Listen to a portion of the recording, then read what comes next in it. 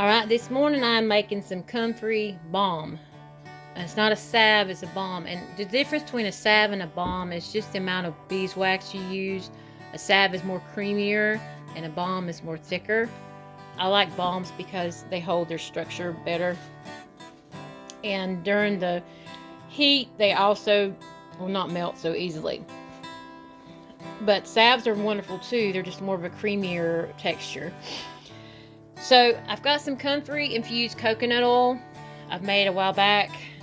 All you're going to need is some comfrey infused oil, whether it's comfrey infused coconut oil, olive oil, grapeseed oil, you know, whatever oil you've infused your comfrey in, that's what you need for this. So I've got my beeswax right here.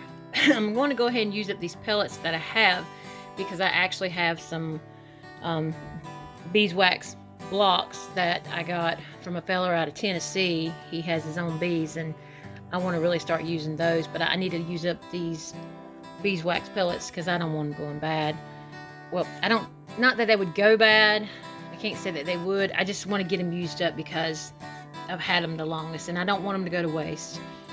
So, and then I also got my pitcher with the pour spout on it. And I'm going to just literally take this and put it in a pot over there with water in it to warm it. So I'm going to scoop out all this, or I could probably just actually put the comfrey oil like this into my jar, make kind of like a double shift boiler, and warm it up like that if I wanted to. That way I could just pour it out of the jar, but I don't mind digging. So I'm going to dig that out, pour it into my bowl here, melt it in the pot yonder, then add the beeswax to it, and we will have our comfrey balm. This over here, I was enjoying some of my homemade strawberry jam butter I made. There's a video on that coming. Along with my sister, she makes some delicious sourdough bread, so that was a yummy snack this morning, or basically a yummy breakfast. So we're going to go ahead and make this comfrey balm. Alright, I actually switched over from my 1 quart measuring cup to my 2 cups measuring cup because I didn't have as much oil as I thought I had, which is fine. And with my comfrey balm, I always like to mix John's wort in it, what people call St. John's wort. I just call it John's wort. Wort just means plant in German. So since I have 8 ounces of comfrey infused oil in here, I'm going to take and add 2 more ounces, or 2 ounces of my John's wort oil. So we're going to go ahead and do that slowly. Let me get it in there.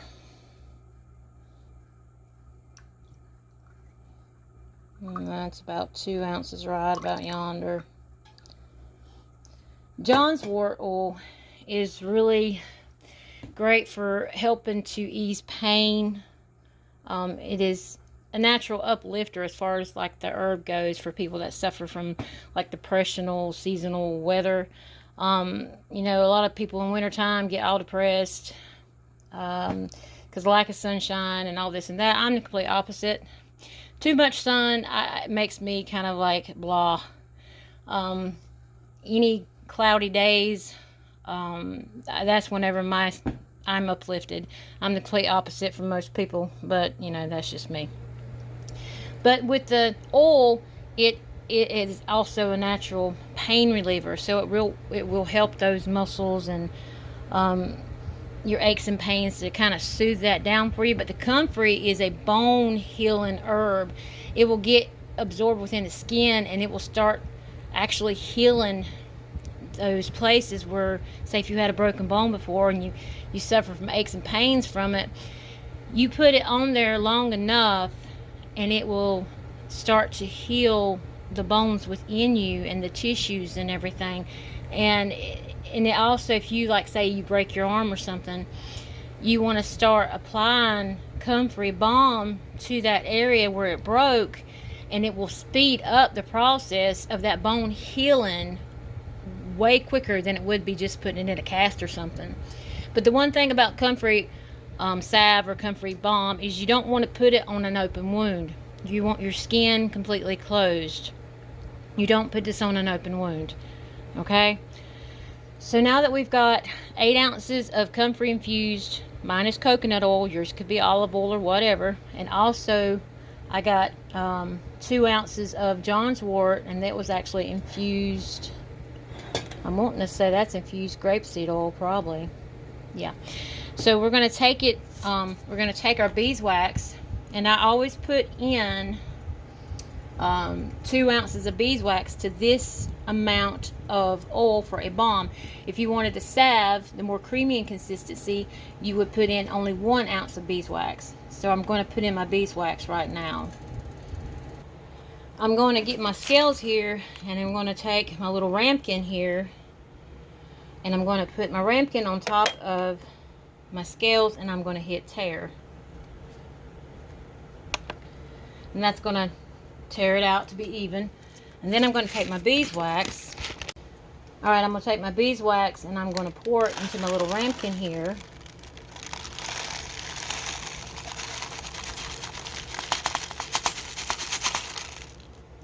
Until I get 2 ounces.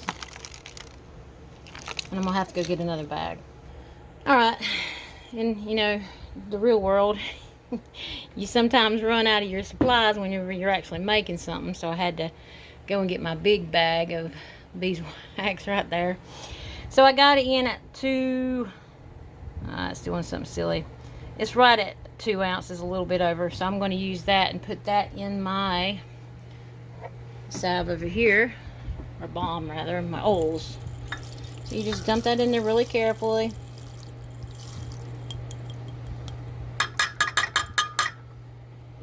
Yep, that'll work. And you let that melt. You can stir it. You know, just keep it stirring. It's going to take a while for that all to melt together, but when it's melted, it'll be melted. Alright, so it's still been a little while. Like I said, beeswax takes a while to melt.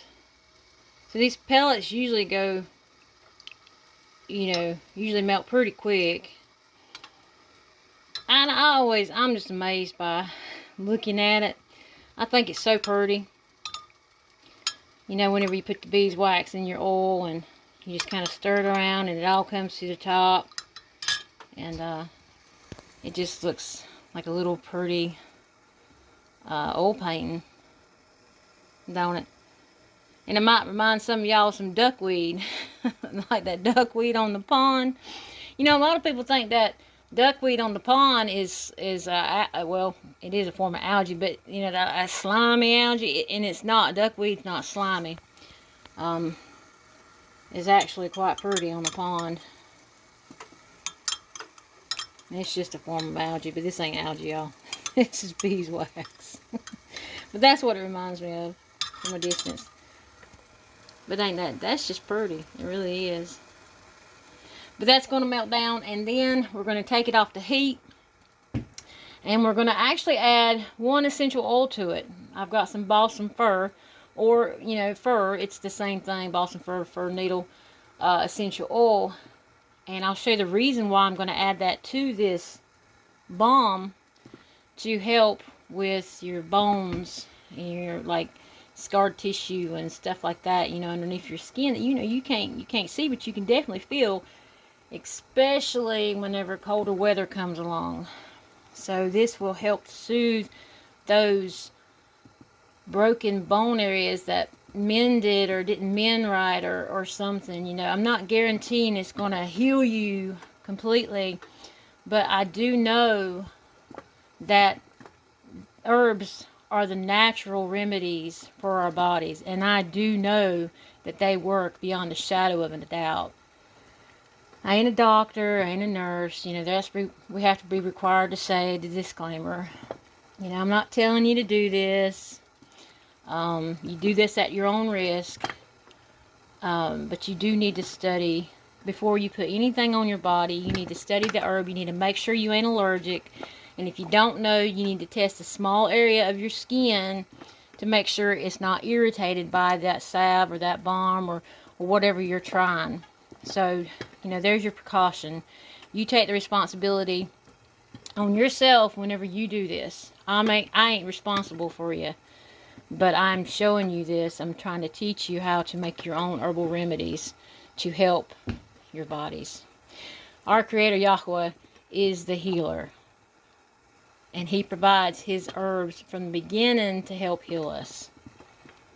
That's why we have so many trees and plants, you know, all the herbs and the flowers, and they've got their own reason. You just have to study and show yourself approved to find out what they are and what they can do for you or someone you really love. Alright, so we're going to let this melt down, and we're going to take it off the heat. We're going to add some vitamin E, some fir needle essential oil to it, because fir needle actually helps heal bones too. And then we're going to pour it in our little containers. Let's see. There we go. Maybe that's a little bit better. I'm not sure. Like I said, you want to make sure all your beeswax is melted. There's a few of them in there that's kind of like dwindling around. Because if you don't get all your beeswax melted, you'll have a gritty salve or balm. I've done that before. Ask me how I know. You know. So you want to make sure all those little beeswax pellets are in there that are melted. You know, don't try to make it when it's not quite ready. So there we go. Look how beautiful of a green that is. That's a really pretty green, ain't it? So you're going to let this cool for a little bit before we put our vitamin E and our essential oil in it. And I'll be right back. Now I've got one of those little thermometer shooter guns. And you can shoot it to get the temperature on it. Make sure I've got it. Okay. And it's about 163 degrees. So I don't want it that hot when I put my essential oils in it. Because I don't want it to, you know, the heat to burn off the properties that's in the essential oil. You want to add it whenever, you know, it's cooler. So yeah, this has got to cool down alright smart before I put that in there. And but I can put the vitamin E in it in just a minute or two. But you want to be able to basically touch the bottom down here and not have to pull your hand away from it kind of quick. You don't want it to like burn your hand. That's a fine way of testing it. Just when you can put your hands down here at the bottom, you can hold it there and not have to remove them. You know it's cool enough to put your essential oil in. Alright, it's come to the time where I can actually touch it and not pull my hand away from it, which was only like a few minutes. I'm going to put a nice squirt of vitamin E in that, probably about a tablespoon's worth. And we're going to stir that and get that dissolved in there.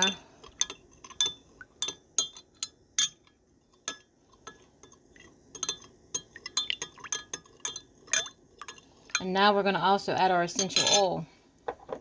This is the Now brand Balsam Fir Needle. I'm going to put 200 drops of this in there.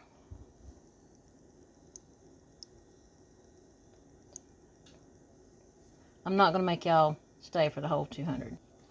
Alright, we got 200 drops of Balsam Fir Needle, or if you have Fir Needle. And I'm going to show you the reason why I am putting that essential oil into this balm. And there's other ones you can put in here, and you can put a combination of them. You know, it's completely what you want to do. It's already setting up. You can see along the edges maybe. It's starting to set up. So I'm going to go ahead and mix this in well and then pour it into my little containers right yonder. I had my jars in the oven to sterilize them, and now they've been sitting out. So I just want to go ahead and pour this in here, and then I'll show you why, what they say about fir needle or balsam fir needle essential oil.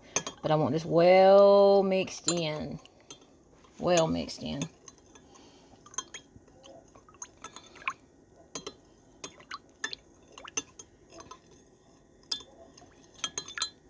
And I think I've got enough containers right yonder. I should. I believe those are 2-ounce containers. They could be 4. We're fixing to find out. It's been a while since I used them. Alright. That's mixed in right well. Every drop counts.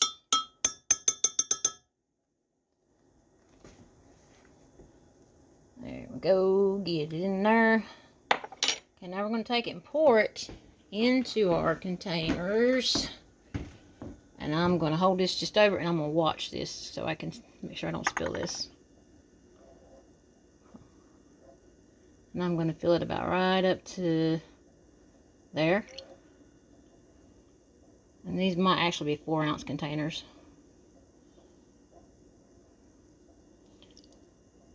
Yeah. And because I'm filling it up a little bit higher, then it's actually giving me, it's going to give me 3 of them, which is wonderful. Okay. And then this one. I brought 6 in case they were 2 ounce. I was gathering they were more than likely going to be 4 ounces, but I like to be right. So put your measuring cup back in your heat. There's a little bit extra left in there. Let me put this back on low because I want that's left in the jar. And that looks like a little stem off of a comfrey. Yeah, I'll get that out before I let it go into my salve. So here is your comfrey John's wort. Gonna be your balm. And it's already starting to take down yonder. And while that's cooling, I'll show you what I wanted to show you about the balsam fir. This is one of my reference books. So, fir needle, Abies balsamea. So there's your balsam. It just kind of gives you like a little description of it. But down here it says, it is prized for its ability to ease muscle pain and stiffness, arthritis, rheumatism, and other body pains. And then these are also the ones that blend well with it. Lavender, marjoram, orange, lemon, benzoin, pine, rosemary. And it gives you some skin cautions. It may cause skin irritation. That's why I said you always test a little bit of this on your skin to make sure you're not allergic to it. Okay. And here's some uses for it. Gives you all that stuff right here. Wonderful stuff. I think my phone's a little bit blurry. I'm sorry for that. So there you go. That's why I use balsam fir. And I always like to use essential oils in my balms or salves or body butters because they are the extra kicker. They give you an extra boost to what you're going after in the first place. Alright, that's it, y'all. Desirably, I never know what to say at this point of the video. It's the end. Maybe that's what I should say. The end. But I do desire this helps some of y'all. It's very simple to put together. It ain't hard. You just have to have your supplies. And y'all, that's another thing. Stock up on your supplies, your jars, your essential oils, your herbs, your carrier oils, which are your olive oil, coconut oil, such and such. Any kind of lids, jars, I think I already said that. Your vodka or your alcohol solvent for your herbs, you need to stock up on that too. Don't be without these remedies. Don't be without the smartness that Yahuwah has given us for the common sense. There you go. Don't be without common sense. You need to have these on hand, okay? You don't need to wait to the last minute and run and grab everything when everybody finally gets, a light goes off in their head. With most people, it's not even going to click. But stock up on your supplies. Stock up on your books. And I've got a video coming about the herbal books I use. So that's next. So yeah, that's how you make a simple, comfrey salve or balm. I make a balm, mine's thicker, and I add another oil in there with it that also will just help in the healing process with pain or whatever. and then the essential oil that help with the process. And so the vitamin E is just to be in there. It's a debate about whether it makes it last longer or it don't. I mean, whatever. I use it. You know, my kitchen, my rules. There you go. So, make you some comfrey salve. Make you some comfrey John's Wort Balm. You know, just make you something to help you feel better. To ease. Think about the word disease. It's dis-ease. You know, you're in pain. You're not in ease. All right. Shalom from Hill'Top Hollar, y'all. Halal'YAHUAH.